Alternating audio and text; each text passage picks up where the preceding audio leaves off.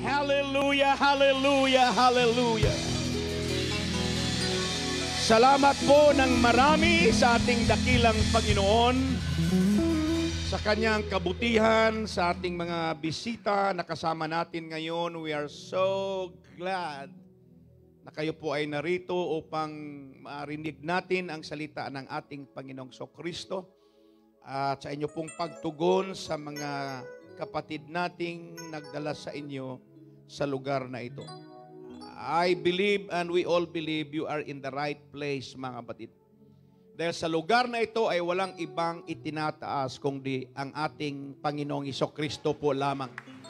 Kaya yung mga pagpalakpak ng iyong katabi sa mga taong nandito umaawit, iba lumulundag, sumasayaw, lahat po yan ay para po lamang sa ating dakilang Panginoong Kristo. Sa pagsalita po ng ating Panginoong Kristo ngayong umaga, sa aklat po ng Mateo Kapitulo 1, versikulo 21, and then sa Lucas Kapitulo 2, versikulo 11, at sa mga Gawa Kapitulo 4, versikulo 12 or 12. Matthew 1:21, and she shall bring forth a son, and thou shalt call his name Jesus, for he shall save his people from their sins. Call his name Jesus. And the only purpose to give that name is to save his people from their sins. Then Luke 2:11, for unto you is born this day in the city of David a Savior, which is Christ the Lord. Acts 4:12, neither is there salvation in any other, for there is none other name under heaven given among men, whereby we must be saved. Wala na pong ibang pangalan na ipinagkaloob sa silong ng langit. Yan po mga kapatid, at sa kanino mang iba ay walang kaligtasan, sapagkat walang ibang pangalan sa silong ng langit na ibinigay sa mga tao na sukat nating ikaligtas. Napakaliwanag, mga kaibigan, mga kapatid, walang ibang tagapagligtas. Iyong pangalang tinawag na Jesus. I'm sorry to say this, mga kapatid, no? Ilan ba yung tumakbong presidente? 6? Marami. Marami po sila. Lahat yan may pangako, mga kapatid. Pero ang ating Diyos, hindi nangako na bigyan ka ng bahay. Yun ang mga pangako ngayon. Iangat yung buhay mo. Ang daming pangako, mga kapatid. Ayusin ang mga magsasaka. Suportahan ang mga senior citizen. Praise God. Pero lahat yan, pag upo, makalimutan. Ang Diyos walang ibang ipinangako ayon sa ating binasa, na tayong lahat ay maliligtas. Kahit sinong maging presidente, hindi na po magbabago ang mundo. Yung gulo sa Russia at Ukraine, hindi na magbabago yan. Talagang may gira, hindi lang yun na bansa. Maaring magbabago, matigil, mag-stop, mag-ceasefire, pero yung gira tuloy-tuloy na yan sa ibang mga bansa. So bakit kailangan nating maligtas at ililigtas? Dahil ang mundong ito ay magugunaw at mapaparam. Kaya kailangan ngayon pa lang magdesisyon na tayo. Kailangan ko ang Panginoon sa aking kaligtasan. Clap your hands to the Lord and shout for the glory of God. In Jesus' name, thank you for your words today. God bless at makakaapo na po kayong lahat. Yung mga verses ko mamaya, puro Tagalog na, no? Thank you. Preaching, mga batid, the subject that says, Jesus Christ, the only Savior. Ang Panginoong Hesukristo ang siyang nag-iisa at isang tagapagligtas. Wala pong dalawa, wala pong tatlo, wala pong maraming pwedeng magligtas sa atin mula sa ating kasalanan. Isa lang ang nagpapako sa cross. Isa lang ang bumalik doon sa langit. Ang kanyang pangalan niya ay ang Panginoong Hesukristo. At ikinagagala ko po na iparating sa inyo na may Diyos na nagmamahal sa ating kaluluwa. May Diyos na magliligtas sa atin mula sa kapahamakan, mga kapatid. Matthew's first sentence communicates the banner headline. He holds nothing back. In that news, in that headline, in that banner, it says, Jesus is the Christ, God's long-promised Messiah. He's the Savior of Israel. He's the hope of all nations. Wala pong ibang mensahe.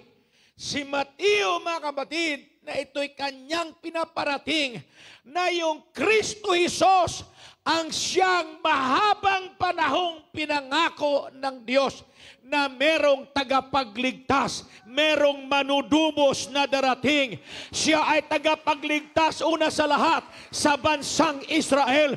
At hindi lang sa Israel, ngayong umaga, buong mundo na, lahat ng mga bansa na, kasama ang Pilipinas, kasama ang Quezon City, kasama ang NCR, at kasama kayong lahat, mga kaibigan at minamahal na mga bisita na ililigtas ng ating dakilang Panginoon.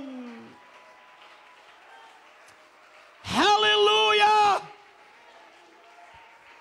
With your life and by your words, tell others the good news. Amen.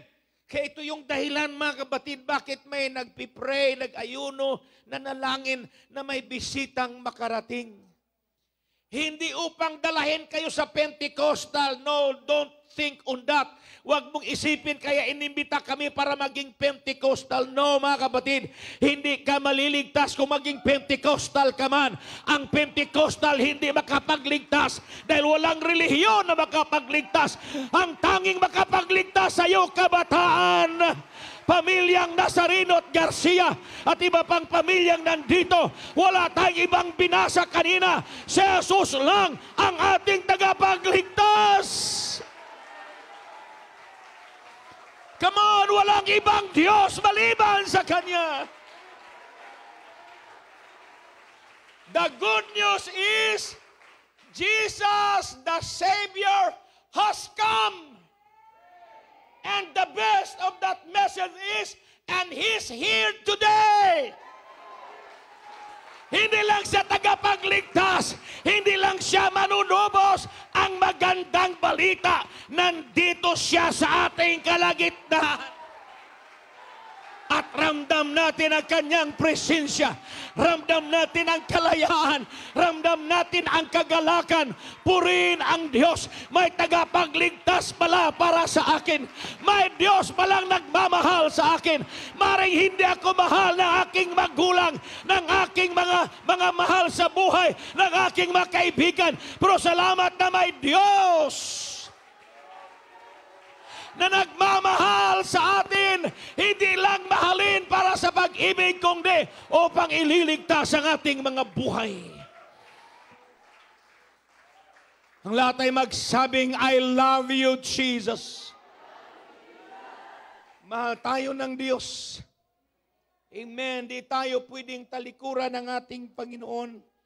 Kaya sabi ng Matthew 1:21 kanina, at siya'y manganganak ng isang lalaki. At ang pangalang itatawag mo sa kanya'y Jesus, sapagkat ililigtas niya. Come on! Ililigtas niya ang ang kanyang bayan sa kanilang mga kasalanan.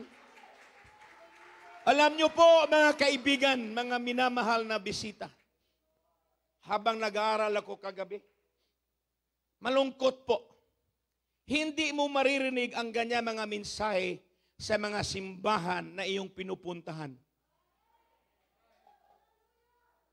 Naisip ko, best friend ko ngayon mga kapatid, si Associate Chief Justice Dante Tinga, si Attorney Ted Fernandez.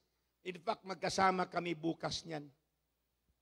Iniisip ko, kausapin ko rin siya, Sir, ang bansang Pilipinas mayroong tinatawag na Constitution, saligang batas. Kayo rin naging abogado, naging justice kayo ng pinakamataas na korte, Supreme Court, dahil meron kayong aklat na binabasa. At walang kaso na inyong gagawin na hindi ibabatay ang desisyon sa aklat ng inyong binabasa. Pero sa salita ng Diyos naman, ito rin ang aklat na nagbabase sa atin paano makapunta sa langit. Ang Biblia hindi nagsasabi paano ka hahatulan. Ang Biblia nagsasabi kung paano ka ililigtas. Mahatulan ka na lang kung hindi ka ligtas. Sa kaso mga kapatid, i-prove ng abogado na may kasalanan ka. Pero sa Biblia, i-prove ng Diyos na wala kang kasalanan. Ililigtas ka niya. At kung meron kang kasalanan, walang death sentence sa Kanya. Ang sa Kanya, ililigtas ka. Narito ang Diyos upang hanapin ang mga naliligaw at ililigtas.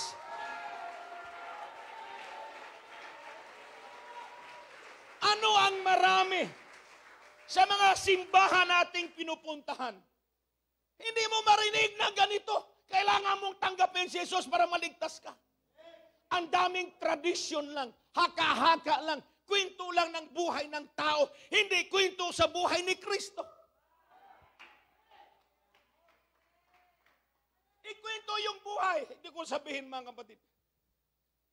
But this morning, walang ibang pangalan nating pag-uusapan.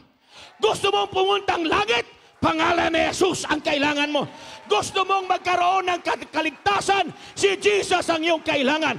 Gusto mong magkaroon ng buhay na walang hanggan? Si Jesus lang ang iyong kailangan. Oh, hallelujah! The angel's message included telling Joseph what was to come and what he should do. Joseph was to name the child Jesus, because Jesus is the Greek word form of Joshua. That name means the Lord saves. Joshua means salvation. Jesus' name identified him as the one who would bring God's promised salvation. Kung wala yung batang lalaking ipanganak at magdalang pangalang Jesus, walang mensahe ng kaligtasan na may parating ang Diyos. Kaya yung pangalang Jesus is a promised name. That in this name, in that name, in Jesus' name, that will bring salvation.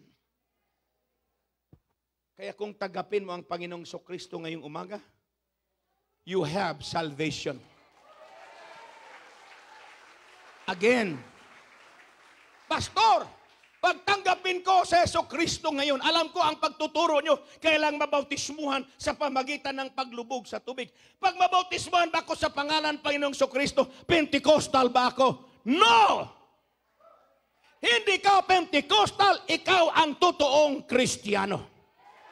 Sabi ng Galatia, lahat ng binautismuhan kay Kristo, ibinihir si Kristo. Kaya doon ka palang tawaging Kristiyano.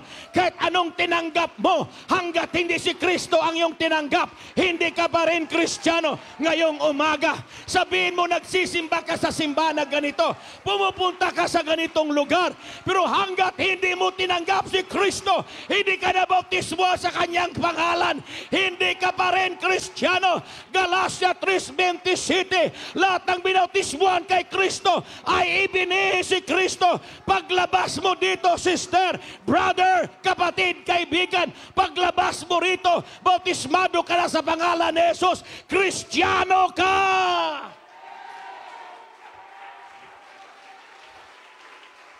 Come on, clap your hands for the glory of God.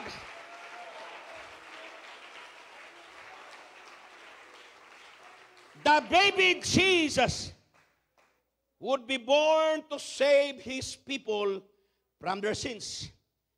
From the very start, the book explains to a Jewish audience that Jesus would not save the people from Rome or from tyranny, nor would he set up an earthly kingdom. Instead, Jesus would save people from sin. Alipin ng Roma ang Israel, ang Jerusalem sa panahon na yan. Nandoon ang gobernador ng Rome. Binabantayan ang Israel, mga Hudyo. Inaalipin, pero hindi dumating yung hari ng mga hari para paalisin sila sa pagkaalipin. Kasi pwede ka pa ring malaya physically, pero spiritually hindi ka ligtas. Ang mahalaga sa Diyos, tataas man ang kurudo at gasolina, mahal ang gasol, mahal ang mga bilihin, hindi tayo exempted yan. Tataas ang tuition, kuryente, tubig, nagbabagyang mag-control ang tubig, tataas ang kuryente, hindi tayo ililigtas ng Diyos diyan.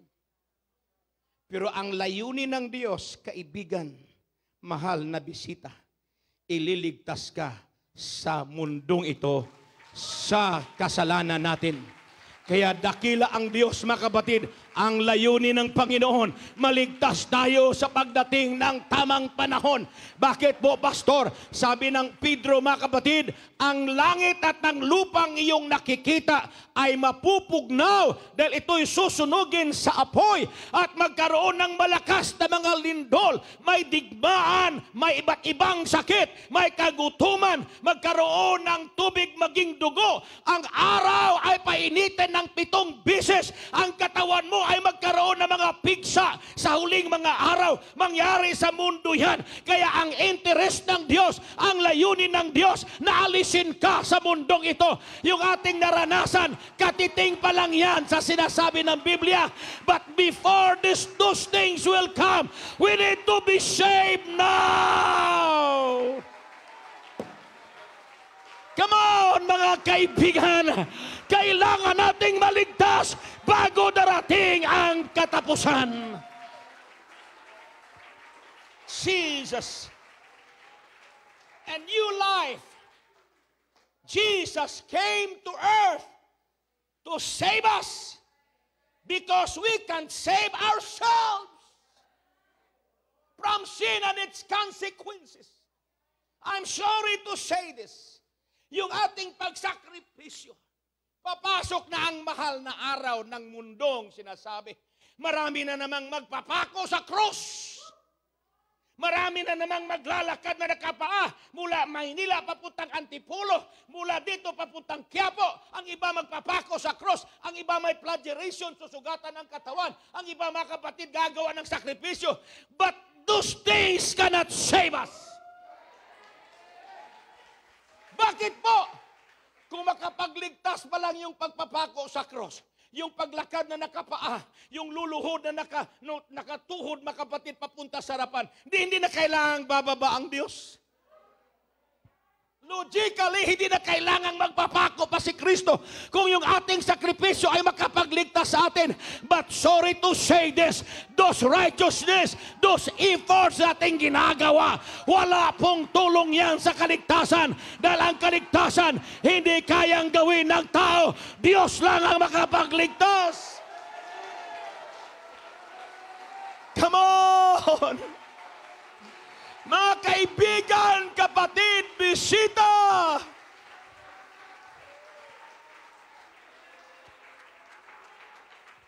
No matter how good we are, we can't eliminate our alienation from God.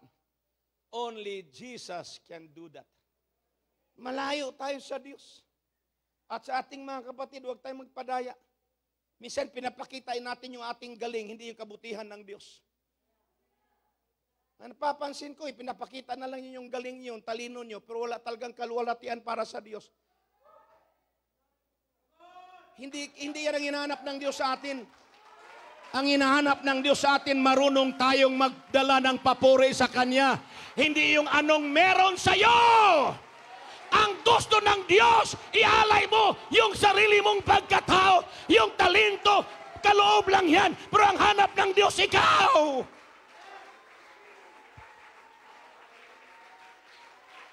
Ginagawa nating kapital yung ating talento eh. Di ba, Brother Rich, may mga taong ganyan eh. Minsan may presyo na. This church must understand, we need to follow rules. We need to follow time schedules. Lalo sa mga mahalagang bagay. Understand, yung buhay mo, tinutulog-tulog mo lang yung gawain ng Diyos, gawin mong late. Nagmagaling kayo, ha? Let me remind this, I'm the bishop. And there's the pastor. I need to support the pastor. You need to support your pastor. Kung anong programa, bantayan mo. May mga tao talagang hindi ko magustuhan, lalo pag magbiyahe, palaging late.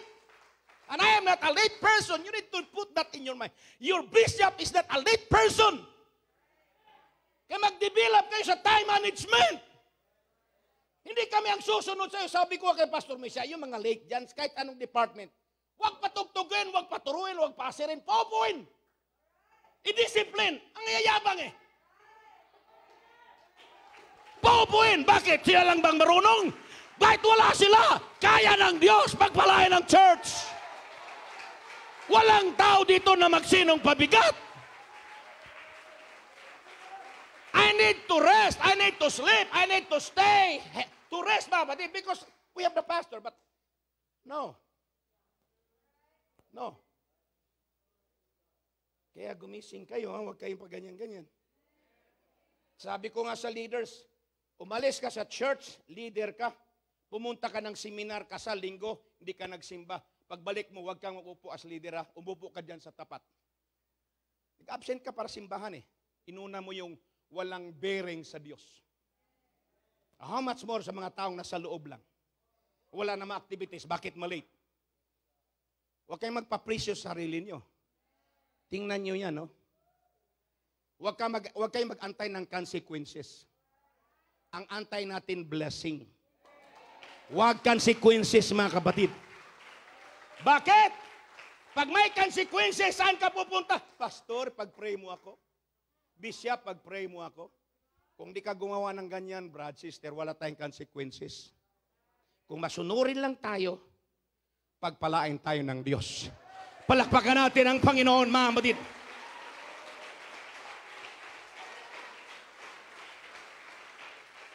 Acts 20:21. And it shall come to pass at mangyari na ang sino mang tumawag sa pangalan ng Panginoon ay maliligtas. Anong pangalan ang ibinigay? Pangalan ni Jesus. Kaya tingnan niyo mga kapatid, ha? Lahat ng merong sakuna. Anong marinig mo sa interview? Panginoon, maawa po kayo. O, di ba? Nag-COVID, may problema. Anong tawag ng mga tao ini-interview? Maawa sana ang Panginoon. Kaawaan po kami ng Panginoon. Kailan kayo tumawag? Pag may sakuna na lang. Pero ngayon, kaligtasan ito. Hindi sakuna ang ating pinag-uusapan. Kaligtasan ito. Kaialay natin ang ating buhay sa pangalan ng ating dakilang Diyos. This is Peter's punchline. This salvation is available to anyone. May winelcome tayong senior citizen, may misis, may mister, may young people, may kabataan, may mga babies, mga kapatid. Ang kaligtasan ito hindi lang para kay mama, kay papa, kay lulu at kay lula at kabataan. Para ito sa bawat isa. Any person who calls on the name of the Lord will be saved. Kaya ngayong umaga, tumawag ka na sa pangalan ni Jesus. Tumawag na po tayo sa pangalan ni Jesus, mga kapatid. God's special relationship with Israel will continue. but it has been broadened to include everyone who calls on the name of the Lord. Kaya kanina, pinalapit natin yung mga sakit. Anong pangalan tinawag natin? Wala tayong tinawag na ibang pangalan. Wala tayong tinawag na pangalan ng babae. Wala tayong tinawag na pangalan ng apostolis. Pangalan ni Jesus lang.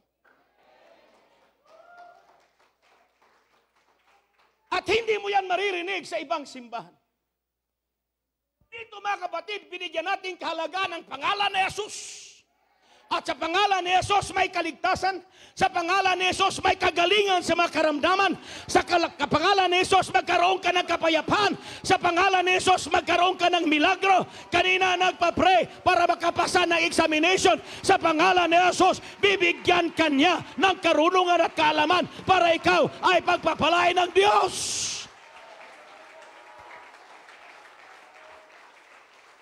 Romans 10:13. For whosoever, sapagkat, basahin natin lahat, sigaw, lakasan natin.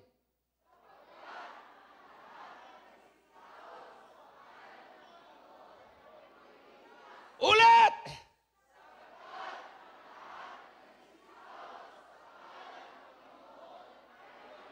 Huwag niyong tawagan ang pangalan ni mayor, ni congressman, ni senador, ni presidente. Ang tawagan natin ang pangalan ng Panginoon. Gusto nating maligtas. Call on the name of Jesus. Come on, call on the name of Jesus. Mga bisita, kaibigan, mga minamahal namin ngayong umaga. Kilala niya si Apostol Pablo. Kilala niya si Apostol Pedro. Binabanggit niyo yung pangalan. In fact, pinipistahan pa niyo yung pangalan na yan. Anong meron dyan? Pista ni San Pedro. Anong meron dyan? Pista ni Apostol Pablo. Gusto niyo magpista kay Apostol Pablo? Sundan niyo ang utos ni Apostol Pablo. Tawagan niyo. Romans 10:14.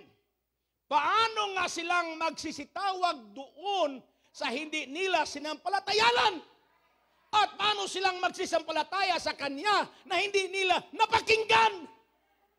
At paano silang makarinig na walang tagapangaral? Gusto kong maligtas. Nagtawag ako sa pangalan ng Panginoon. Pero paano ko yan malaman? Na hindi ko man narinig na may mensahe. Kaya nga ngayong umaga pinarinig namin sa inyo. Sino ang pwedeng magparinig sa inyo? Yung mga ngaral po, sabi ni Apostol Pablo, makinig kayo sa pangangaral. Dahil sa pangangaral ng salita ng Diyos, merong kaligtasan sa pangalan ng ating Panginoong Kristo. At kung merong kang karamdaman ngayong umaga, ang dalangin namin, pagalingin kayo ng ating dakilang Diyos.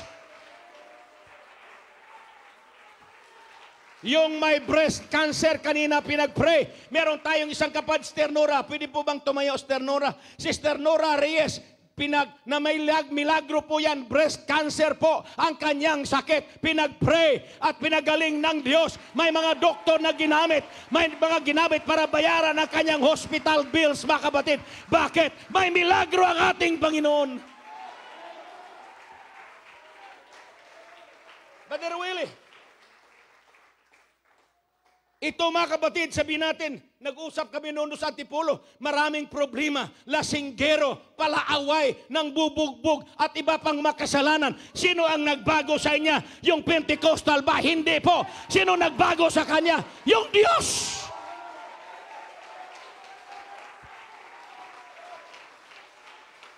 Kaya sa mentality ng mekaniko, pag may problema ang makina, baklasin ang makina.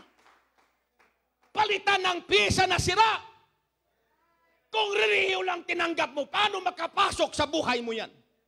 Na ang relihiyon, ang karatula, hanggang signboard lang yan, pangalan lang yan, nakalagay sa dingding, nakalagay sa tarpaulin, nakalagay sa plywood, hindi makapasok yan. Pero kung ang Diyos dating pinapangaral, papasukin mo sa buhay mo, babaguhin kang lubusan.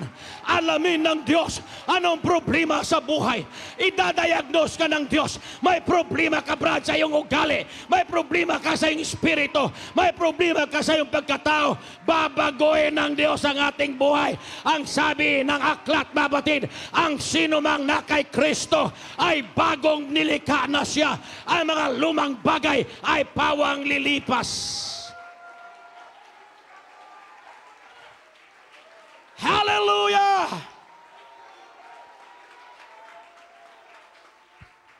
Mga kapatid, hindi lang karamihan sa mga nanditong mga lalaki at mga babae. Nanay, ito Sister Norma, kwento nito sa buhay mga kapatid. Digarilyo, inom, lasing, sugal, ano pa? Etc. At iba pa. Sumasayaw yan sa gabi sa disco, mga kapatid. Huwag na lang magsampol. Pero binago ng Diyos, maaring ganon din ang buhay mo. Maaring ganon din ang buhay natin.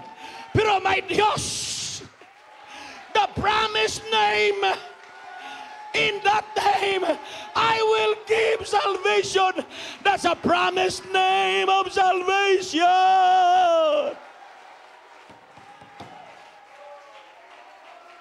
Because only Jesus Can get into the deepest chamber, the bottom parts of our hearts. He can diagnose everything. And He can replace those broken parts, distorted parts. Alam mo, distorted yung ating spirito eh. Distorted. Kahit anong pihit mo. Gusto ko magbago, Panginoon. Pero kinabukasan ganun pa rin. Distorted na kasi. Because Satan tried to destroy. Satan came to steal, to kill, and to destroy. Kaya distorted yung ating mga buhay. Gustong magbago pero wala ang kapangyarihan. Wala. Bilanggo.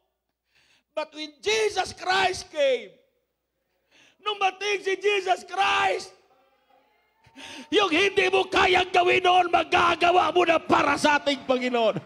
Naiya ka noon magpalakpak, naiya ka pumunta sa simbahan, pero ngayon ang hahanapin mo, linggo, gusto ko nang magsamba.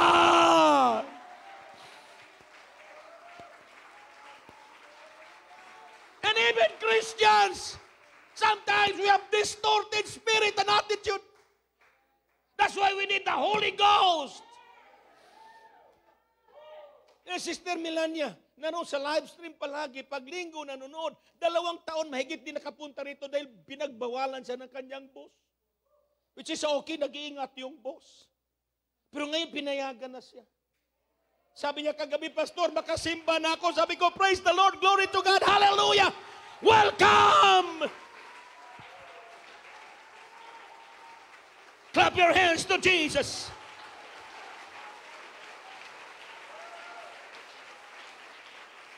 Paano kayo makarinig ng pangangaral ng mga mangangaral na takot man kayo sa Biblia? Huwag niyong katakutan po ito, mga kabataan na bisita. Kung pagpunta niyo sa school, meron kayong Book of Economics, Book of Science. Kung nag-aral ka ng law, meron kang Book of Law, mga batid, meron kang Book of Medicine. Bit-bit mo yan. Bakit? Gusto mo maging doktor. Gusto mo maging abogado, engineer. Hanggang dyan lang yan. Pero kung Biblia hawakan mo, hindi ito pang university. Hindi ito pang engineer. Pang langit po ito. Sa mga tao sa Pilipinas, listen to this. Sa mga tao sa Pilipinas, tinaguri ang Christian country ang Pilipinas, pero ilan lang ang may dalang Bible. Ang totoong Kristiyano may dalang Biblia. Bakit? Di Dito ka maging Kristiyano. May relihiyon ka, pero hindi ka Kristiyano. Bakit? Wala kang relasyon kay Kristo. Ang importante, hindi relihiyon. Ang importante, relasyon natin sa ating dakilang Panginoon. Paano tayo magkarelasyon? Sandali lang.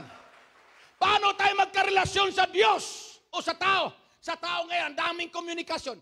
Hello, Messenger, Twitter, Facebook, TikTok.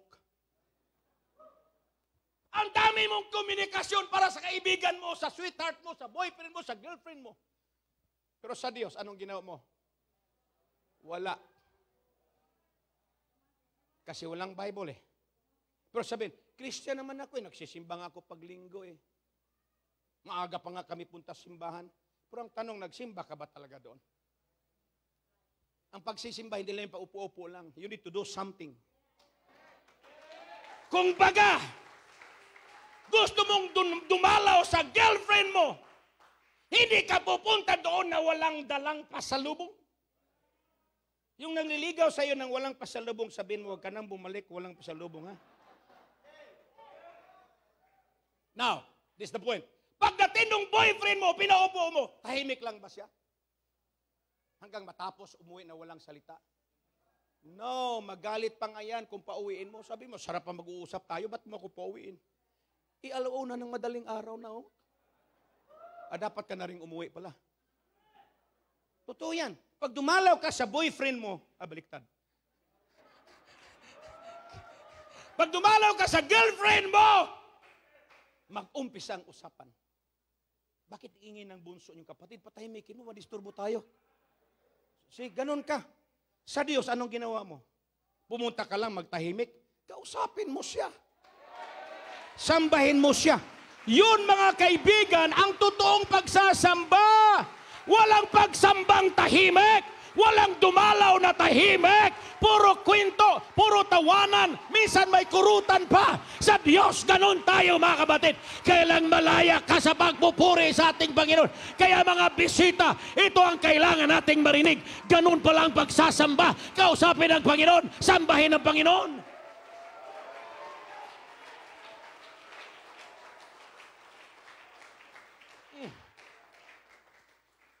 Sabi mga kapatid, sa mga salita ng Diyos na atin pong pinapangaral sa Luke 2:11, for there is born, sapagkat may pinanganak sa inyo ngayon sa bahay ni David na isang tagapagligtas. Siya ang Kristo, ang Panginoon. The angel explained the substance of the good news that he brought. A news, message, text without a substance is not a news. Kailangang may laman ang mensahe. Ano yung text mo kanina? Wala lang. Oh, no substance. Ano sabi mo? Wala lang. No substance. We need substance. We need message, mga kapatid. There is born to you this day the city of David, a Savior, who is Christ the Lord. A child had just been born. And now he needs to be born in our hearts today. He's the Savior of our soul. I am ready to close the message. Acts 4:12. At sa kanino mang iba ay walang kaligtasan. Mga minamahal nating kapatid, kaibigan, sapagkat walang ibang pangalan sa silong ng langit na ibinigay sa mga tao na sukat nating ikaliligtas sa pangalan lamang ng ating dakilang Panginoong Kristo. Peter's argument reached a climax. The resurrected Jesus had healed the crippled man physically. Kung basahin natin, mga kapatid, yung book of Acts na yan, mayroong milagro nangyari bago itong verse 12. That same Jesus, the long-awaited Messiah, can heal all people spiritually. Peter did not compromise or soft-pedal his answer. Salvation does not come from being a descendant of Abraham. by following the law of Moses. The clear gospel teaching is that there is no one else but Jesus. Why? John 14:6, Jesus said unto him, I am the way. Naghanap ka ng daan, mga kapatid, walang ibang daan. Paano ba kami makapunta sa langit, Pastor? Ang sabi ng ating Panginoong Kristo, ako ang daan. Ano pa? Ako ang katotohanan. Ano pa? At ang buhay na walang hanggan. Ang sino man ay di makaparoon sa Ama, kung di sa pamagitan ko.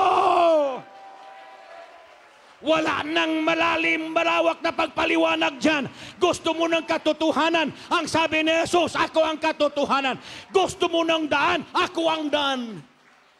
Pastor, bakit ang daming relihiyon?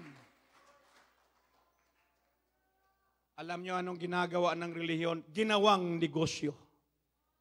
That's the truth. Ginawang negosyo. Kaya naglakihan yung mga buildings. Naglakihan na kapatid yung properties.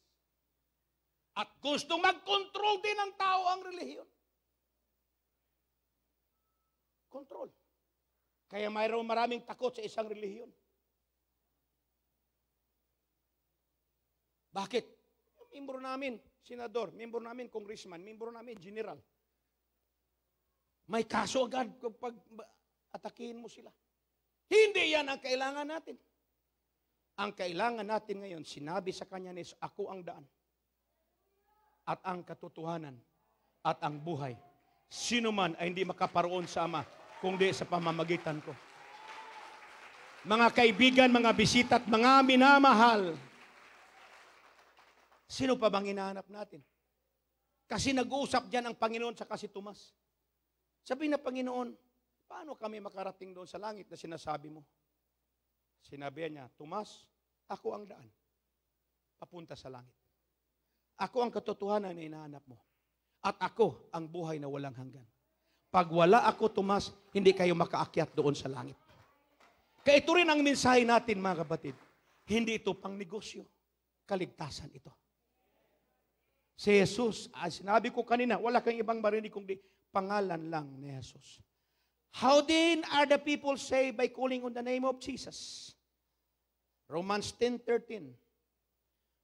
For whosoever, sapagkat ang lahat na nagsisitawag sa pangalan ng Panginoon ay maliligtas. Anong gagawin ko ngayon, Pastor? Una, turn from your sins. In other words, repent. Kung ganito ang paglalakad mo ngayon, kaharap mo ang kasalanan. Hindi 90 degrees, hindi 180 degrees, kundi 360 degrees. Tama? 180. Half. Balikan mo. Kung ito yung kasalanan kaharap mo, talikuran mo na yan. This is 90, this is 180. Talikuran mo ang kasalanan. Yun ang sinasabi. Pastor, kung mangumpisal ako, wala sa Biblia yan. The Greek word is metanoisati, meaning change your outlook and the change of mind. Kung ang pananaw mo noon puro lang kasalanan, talikuran mo na yan. Yung ang kaisipan mo ay puro lang kamunduhan laman, baguhin mo na yan. Sino ang pwedeng magbabago? Ang ating Panginoong Kristo. Kaya kailangan natin pagsisisi, mga kapatid. Hindi sakripisyo, kundi pagsisisi. Anong sabi ng iba?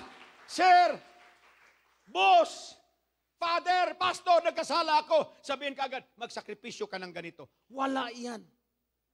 Hindi sakripisyo ang kailangan mo. Nagkasala ka na nga, magsakripisyo ka pa. Magsisi ka lang. Ano ibig sabihin, pastor? Hilingin ng Panginoon, Lord, nagkasala po ako. Pwede mong banggitin kung ano nagawa mo. Pero kung hindi mo na banggitin, sabihin, Lord, sorry po. Nagkasala po ako, Panginoon. Patawarin mo po ako. Hindi ko kayang talikuran ang lahat na ito, kaya kailangan ko ang tulong mo. At kailangan kitang tanggapin para lalakas ang aking loob. Ganun lang kasimple, mga kapatid. Hindi sakripisyo yan! Sabihin mo lang ang totoo. Bakit totoo ang Diyos natin? Oh, pag sabihin mo yan sa tao, halimbawa sinabi mo sa akin yan, may tendency na ikukwento ko sa iba yung ginawa mo. Alam mo yung kapatid natin, nagsisi, sinabing kasalanan niya. Sinungaling siya, nakiapid siya, nagsugal siya, nagnakaw siya. Grabe yung kapatiran na yan. Pwede kong gawin yan. Pero pag doon mo isumbong sa Diyos, kahit anghel ng Diyos, hindi makakaalam yan. Bakit? Bakit? Sabi ng Biblia sa Micah, yung kasalanan mo, brad, sister, ihagis ng Diyos yan sa kalalim-laliman ng karagatan para hindi na niya maalaala ang iyong kasalanan. Ganon ang Diyos. He will delete everything. Ilagay yan sa trust, mga kapatid. Ayaw ng Diyos na marinig pa yan uli. Kaya ang kailangan natin ngayong umaga ay pagsisisiyo na sa lahat. Sunod, pangalawa. Turn to God. Not religion, not sacrifices, not kneeling down or to be crucified. Huwag kayo magpapako. Wala po yan, mga kapatid. Magka-tetanus pa kayo niyan. Sa pasugat-sugat, di pwede yun. Bumalik ka sa Diyos, sa tagapaglikha mo. Sino bang may-ari sa buhay natin? Yung Diyos. Kaya bumalik tayo sa Diyos. Number 3, be baptized in the name of Jesus Christ for the forgiveness of your sins. For believers, baptism is visible proof of repentance and commitment to follow Jesus the Messiah. Anong gawin natin, Pastor? Pag ako'y nagsisi na, lumapit ako sa Panginoon, ang kasunod niyan says, magpabautismo ka.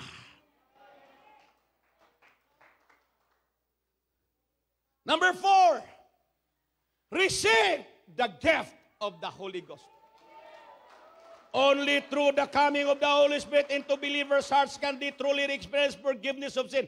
The gift of the Holy Spirit is the Spirit Himself. The Holy Spirit is the gift of God. And Jesus promised He is the comforter and the one who guides His people. Matagal nating pinangaral yan.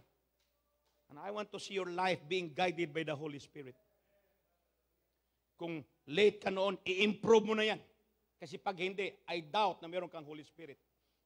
Kasi ang may taong may Holy Spirit, masunurin. Maagap. Masipag. Attentive sa gawain ng Diyos. Pero kung gawin mo lang sikanhan ng Diyos, I am questioning the Spirit that is in you. And that's my authority to search if that is really a Holy Ghost. Watch out, mga kapatid. Next, ang sumasampalataya at mabautismuhan ay maliligtas. Datapwat ang hindi sumasampalataya ay ayaw natin yung parusa.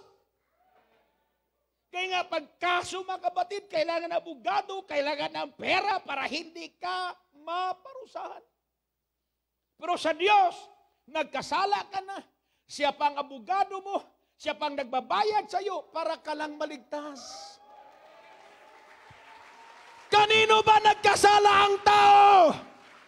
Sa Diyos. Nagkasala ka na sa Kanya, siya pa rin ang magliligtas sa iyo. Kung si Brother Nathaniel Dalusong nagkasala sa akin, kakasuhan ko ito. Pag sa tao, kakasuhan ko siya, Brother Rich. I-request ko si Justice Tinga, Sir Tinga, you will be my lawyer and will prosecute this person. Sigurado, bilanggo ito agad. Bakit?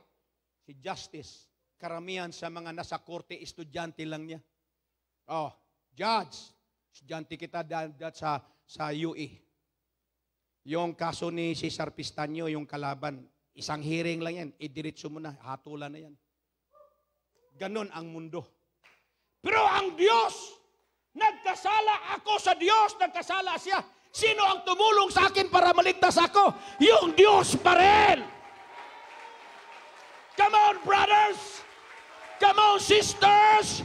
Nagkasala tayo sa Kanya, Brother Eric, Sisters, nagkasala tayo sa Diyos, Maderlino. Pero anong ginawa ng Diyos? Binayaran ng kasalanan sa cross ng Kalbaryo. Siya pa ang ating abogado. Siya pa ang nagligtas. Siya pa ang nagbigay ng buhay na walang hanggan. Magkano, pastor, ang binayad ng Diyos para sa akin? Libre po yan!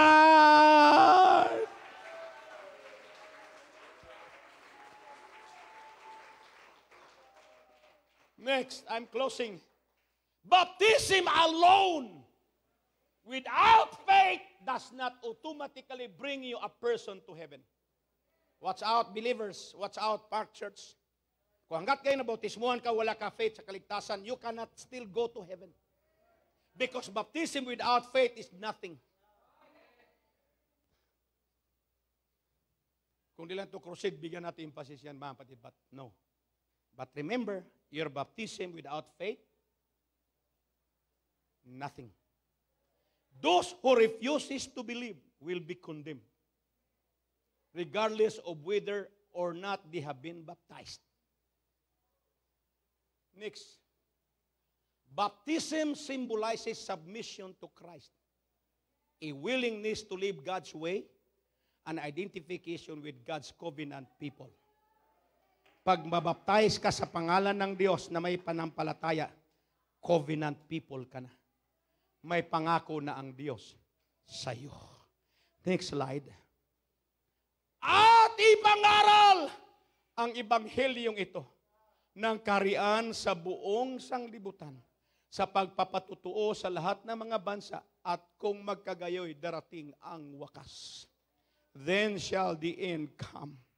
Lahat po na inyong narinig na pangangaral, huwag mong palagpasin ito. Narinig mo ang mensahe ng kaligtasan, mahal ka ng Diyos, ililigtas ka ng Diyos, huwag mong biguin ang Diyos ngayon. Kaya sabi ko kanina, ang Diyos ngayon ay nangangampanya sa atin papuntang langit. At huwag mong biguin ang Diyos. Tanggapin mo siya ngayon bilang personal na tagapagligtas. Tumayo tayong lahat, babatid, palakpakan natin ang ating dakilang Panginoon. Hallelujah!